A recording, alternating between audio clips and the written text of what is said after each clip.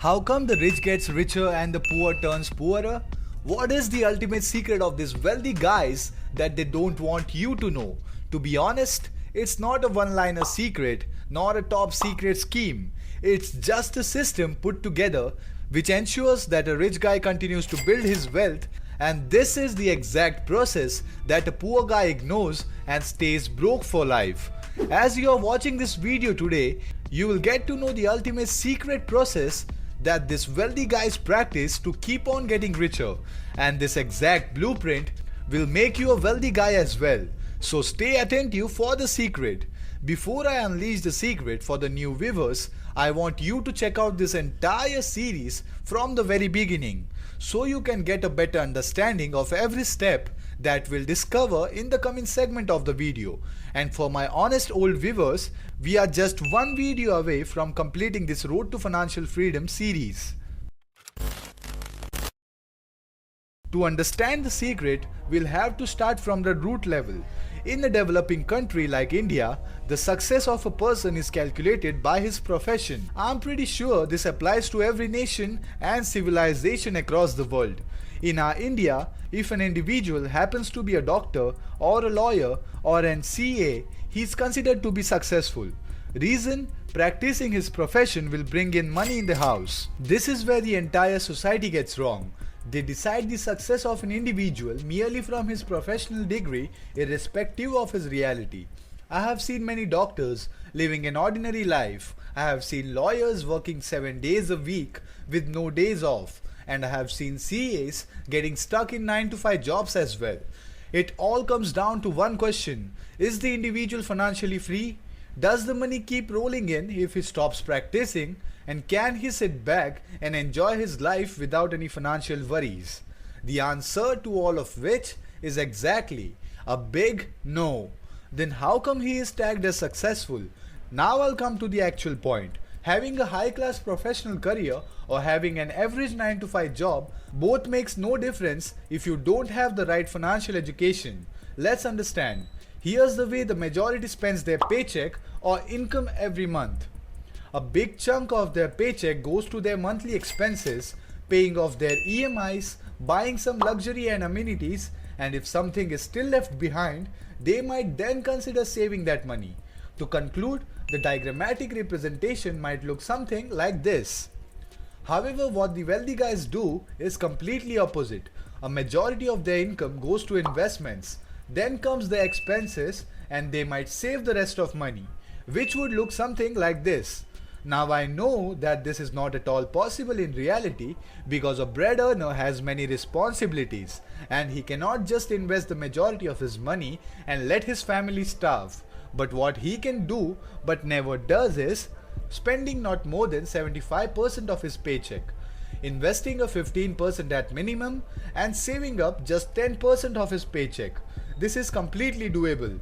Spending 75 cents from every dollar you earn is what you need to do, and slowly and gradually those 15% of investments rack up to a big amount in the coming years, and then you can increase your investments just like those wealthy guys. To conclude, it's not how much money you make, it's about how much money you can keep. This is the exact reason why lottery winners go broke within just 5 years of winning a lottery. Why professional athletes and sports players that makes millions during their career end up broke and surviving on pennies. The ultimate success relies on your financial education. Unleashing the secrets now will be the right time as you are now aware of how important and valuable it is. Alright, the secret goes something like this.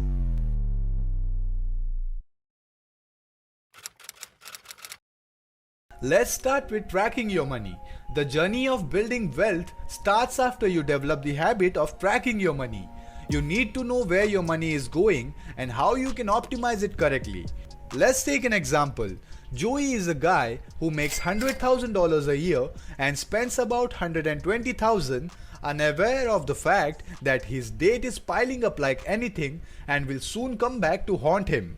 On the other hand, his colleague Ross is a financially educated guy and knows the importance of wealth generation. He averages about $75,000 yearly and spends about $50,000 out of it.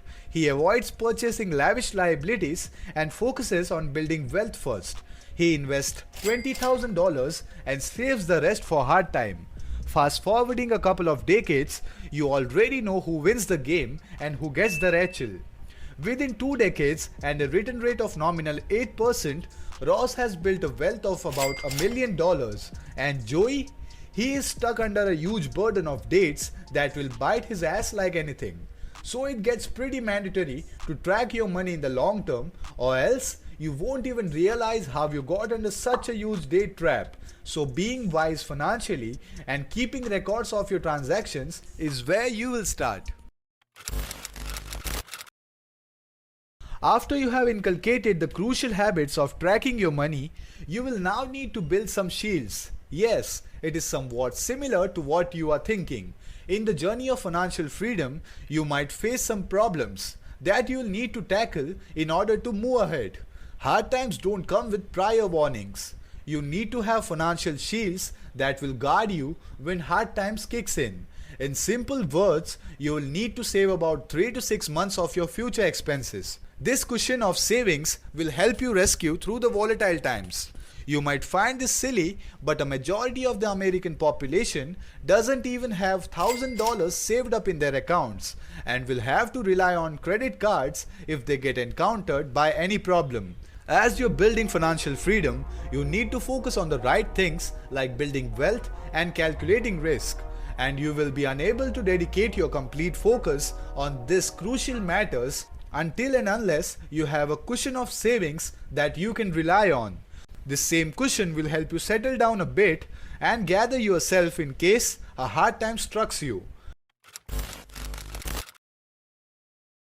With 2 right things fixed at the right place, now comes the time to rectify the destructive stuff. Yes, credit cards it is. I am not at all saying that credit cards are a pure devil in nature, but they can cause some serious trouble if you don't understand how to use them properly, and if you use them in the correct way, they are absolutely harmless and in fact beneficial to you. They come in with lots of perks and cashbacks and a lot of other benefits, but only if you use them correctly. I'll sum up this point very quickly with another perspective of mine. Let's say an average credit card company charges 19% of rate of interest annually, and according to some news research, it takes an average of 10 years for an American resident to pay off his debts. Now suppose you invested a mere $1,000 for 10 years at this 19% rate of interest. That would sum up to be a giant amount of $420,000 at maturity. This is exactly how your credit card company gets wealthy and keeps you broke. Now, as you have learned the game in a bigger picture, please make sure you avoid getting into any of those high interest dates and use credit cards only and only if you can pay back the money within the given time, and focus on paying off those high dates ASAP if you have any. Finally, things placed correctly in this system, now you can focus on working with your money. I'll say that again, work with your money and not for your money. You need to master your money and make it work for you instead of grinding your butts for that money. This is where everyone, including your parents and everyone you know, gets it wrong. The day you accept paycheck as your fate, you will get stuck in the rat race, my friend. Working a normal job is completely fine, but your prime motto should be to get out of it as soon as possible by building wealth. And the day your assets starts bringing in more income than your paycheck, you quit your job and make your side hustle as your main business. Paycheck should never be your goal, but creating wealth with it should be. Now, how will you make your money work for you? If you're assuming that stocks and real estates are the only way to make your money work for you, then you're absolutely wrong. Start with paying off your previous debts and get rid of any liabilities off your shoulders. Even your student loan should be paid off as soon as possible. Try paying off those student loans in bigger chunks and get rid of it faster. With no debt headaches, now focus on investing on yourselves. with different financial courses and seminars. Remember, investing in yourself would give you infinite returns and will never turn out to be a wrong decision. Focus on building your financial IQ and book some seats in real estate seminars and surround yourself with people who talk about money, stocks, assets, and things that interest you. With decent investment on self, you can easily start investing into stock market and start building wealth. If real estate interests you more, choose real estate as your primary focus. My advice will be keep your eggs in different baskets and build as many sources of income as possible. Remember, you'll build one at a time and only then move on to creating the other source. I see many rookies trying to create multiple income sources at once and getting messed up really bad. Remember, it's not a 100-meter sprint but a marathon race. The one who'll stay consistent over the long tenure will succeed easily. The system we just saw is the exact way wealthy guys build their wealth. But there is another little secret that you must not miss out. Let me elaborate. Think of a scenario herein you are assigned to fire up a dry grassland which is about 10 acres wide, and all you have is a hand fan to fierce the fire. It will take a long time for you to burn off the entire field. But what if you get access to petroleum and more flammable products? Burning off the grasslands will get much more easier for you. In the same way, if you focus on creating wealth only with your paycheck, it will take you multiple decades to reach your goal. You'll have to wait till your late 50s to enjoy the ultra lavish lifestyle you promised yourself. But the ultimate goal of this series was to make you financially free before your 40s and make your parents and loved ones proud of you. Don't worry, you'll reach there even before your late 30s. All you'll need to do is fierce the fire faster. In simple words, you'll have to start making more money without relying on your paycheck. The more money you make, the more you can invest, and the sooner you will reach your ultimate goal. Now, how to exactly start making more money?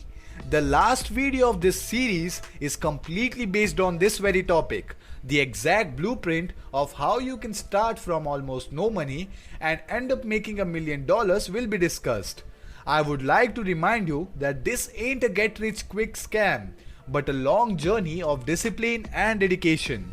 The blueprint will answer all of your questions regarding how much time will it take to make $1 million, how much efforts will it require, and it is going to be a step-by-step checkpoint based video wherein you'll get the ground reality check of making your first $1 million and getting closer to your freedom.